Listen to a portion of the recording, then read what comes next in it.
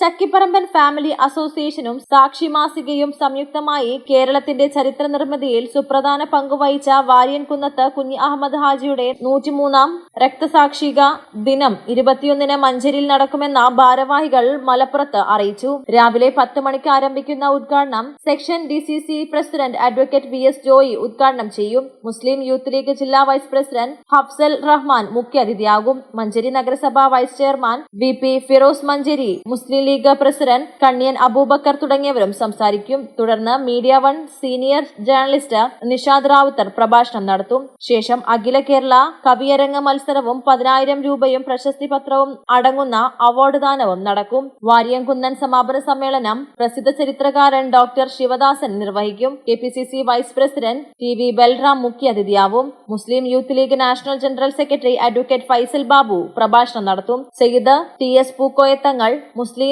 League സംസ്ഥാന secretary Abdurahman Randathani, Nadeer Maulavi, Jafar Erattupetta, CP Ibrahim Valluvanad, Sadiq Hudavi Kavanur, Ummer Sayyid Hudavi, Afnan Kidangayam തുടങ്ങിയവർ സംവദിക്കും. വാർത്താ സമ്മേളനത്തിൽ Darul Irfan vice president Sayyid Hameed Thangal, principal Sadiq Ali Hudavi Kavur, Ummer Sayyid Hudavi, CP Abbas, CP Basheer Nellikuth എന്നിവർ സംവദിച്ചു.